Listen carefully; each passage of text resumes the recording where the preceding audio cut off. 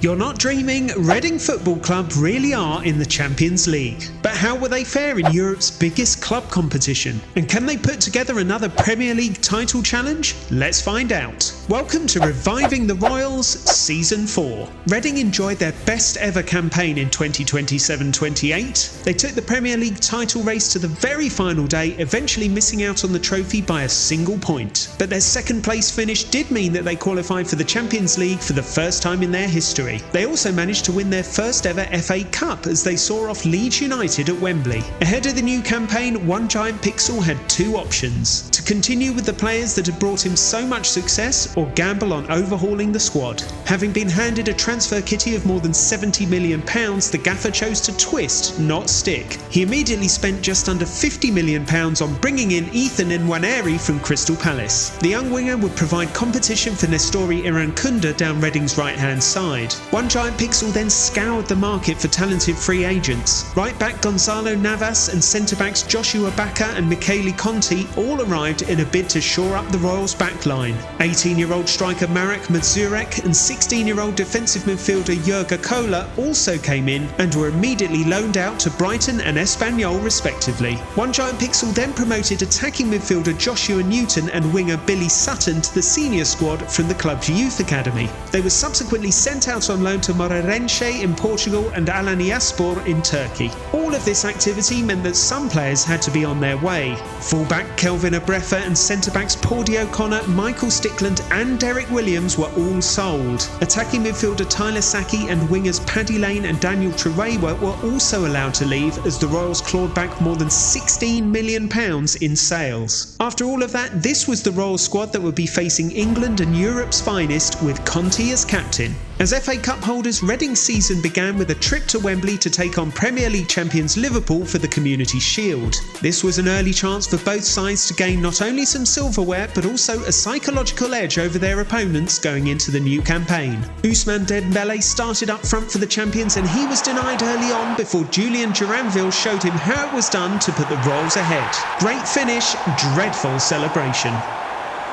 Then, right on the stroke of half-time, Cody Gakpo found Takefusa Kobu and he fired into the top corner to haul Liverpool level. But Reading would not be denied and Duranville's second put them ahead with quarter of an hour remaining before substitute Ben Elliott finished things off in injury time. So, another win at Wembley and another trophy for the Royals, but those subdued celebrations meant one thing: that they had much bigger fish to fry. And here we go, Reading's first ever match in the Champions League was at the SCL Stadium against Slavia Prague. Those Royals fans must have been in dreamland, but their side almost got a rude awakening early on as Christos Seferis brought the best out of Joel Pereira. That spurred the hosts into action and they proceeded to tear into their opponents as they scored 5 times without reply before the break.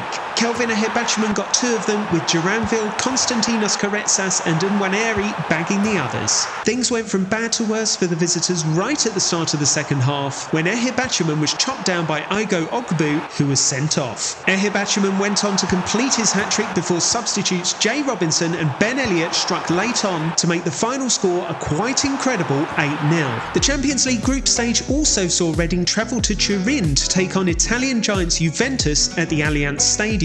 I've said it before and I'll say it again, playing 3 at the back against this Royal side is a recipe for disaster. And so it proved as Ahebachiman's low cross was converted by Duranville in the opening few minutes. After that, the Royals created and spurned chance after chance after chance as the hosts struggled to hang on. Then Duranville stole the ball back and found Karetsas, whose pass allowed substitute Jay Robinson to seal victory for the visitors. In the Premier League, Reading were aiming to go one better than the previous season and actually win the title. To do so, they would have to get results against some seriously talented sides. Among them were Arsenal, who arrived at the SCL Stadium brimming with quality and managed by Pep Guardiola. But the Royals showed that they could go toe-to-toe with their opponents early on, as a move Arsene Wenger's Invincibles would have been proud of ended with Ahebachiman firing home. Soon after half-time, the striker turned provider, with Nwaneri getting away from Milos Kerkez and scoring against the club where he had started his career. Arsenal striker Hugo Ekitike held off Andre Garcia and Michele Conti before eventually pulling one back, but it was too little,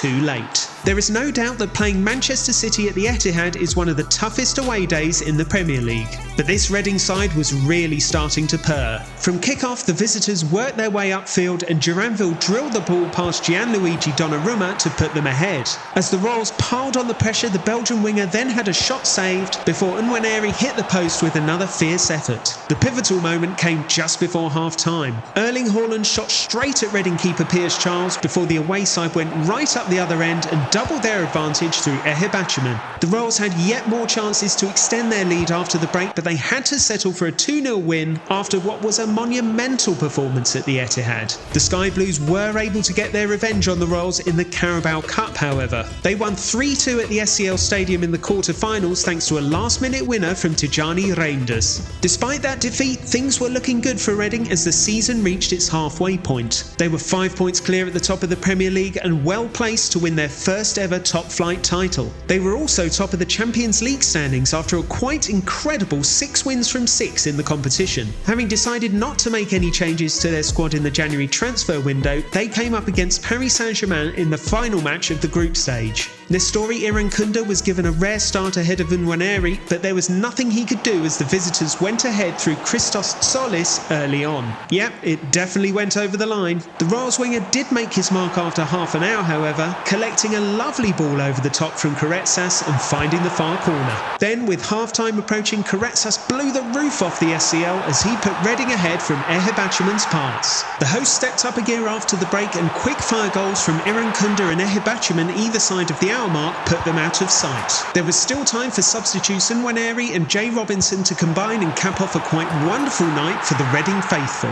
At the end of the league phase, the Royals were top of the pile, having remained unbeaten throughout. In the second round of the competition, Karetsas scored 3 times over 2 legs as Reading overcame Borussia Dortmund 6-3 on aggregate. That set up a quarter-final tie against Manchester City, with the first leg taking place at the Etihad. And it was Reading who drew first blood as Nwaneri's back heel enabled Ehibachiman to open the scoring midway through the second half. But just minutes later, talismanic midfielder Rodri burst into the box and fired in the equaliser despite the best efforts of Joel Pereira. This meant that the two sides went to the SCL all square. After half an hour, Nwaneri picked out a fabulous pass that allowed Karetsas to put Reading ahead on aggregate once again. The Royals looked for all the world like they would be progressing to the semi-finals, but then Manchester City winger Luca Norton entered the fray 10 minutes after half-time. Within moments, he was put through and rocketed the ball into the top corner to level things up.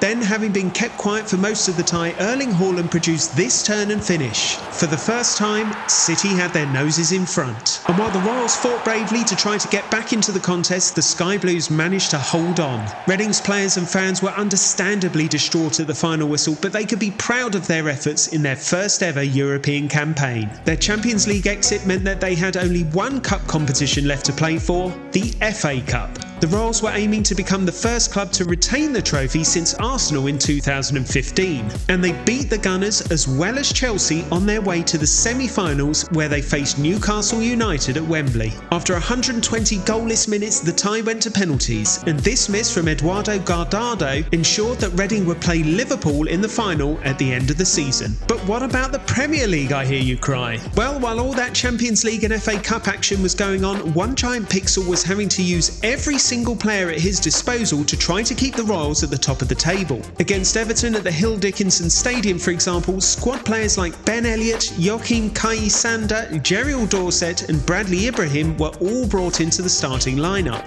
And they really made their mark as Elliott fired the visitors ahead at one end before Kai Sander produced an almighty block to prevent an equaliser at the other. Duranville thought he had scored his side second, but he was flagged for offside, while Ehibachiman saw a shot well saved. With a few minutes remaining, Ehibachiman finally made the game safe, although Dwight McNeil did net a consolation for the hosts deep into added time. With their own title chances having long since disappeared, Everton's close neighbours Liverpool travelled to Berkshire hoping to at least avenge their defeat in the Community Shield. But only some heroics from goalkeeper Georgi Mamadashvili kept them from going behind in the first half at the SCL Stadium. After the break, the visitors' best chance fell to Hanshiro Ishihara, but he could not beat Piers Charles. Then, just just minutes after being introduced as a substitute, Ben Elliott found Ehibachiman and he turned away from Nico Schlotterbeck before scoring what would prove to be the winning goal. Having been the hero earlier on, that was a poor attempt at a save from Mamardashvili. No wonder Liverpool boss Arne Slot was so unhappy. Reading's fine form in the league meant that with 6 games remaining, a home win against Manchester United would hand them the title. The Red Devils were fighting for a top 4 spot and a Champions League place themselves, so this was never going to be an easy task. In a largely soporific first 45 minutes, Seni Lomans pulled off a great save to deny Kelvin Ehibachiman. The visitors grew into the contest after half-time and Piers Charles did well to keep out Benjamin Šeško's snapshot before Ronald Araujo's volley from the resulting corner missed by a whisker. With an hour played and the home fans roaring themselves hoarse, Reading responded as Karetsas found Ehibachiman and his shot came back off the post. Just moments later the pair tried again and this time Ehibachiman made no mistake to finally break the deadlock. Could the hosts hold on? Of course they could. Cue massive celebrations as Reading sealed the first top-flight title in their history. Captain Michele Conti, in his first season at the club, stepped forward to hold that famous trophy aloft after what had been 10 months of hard work.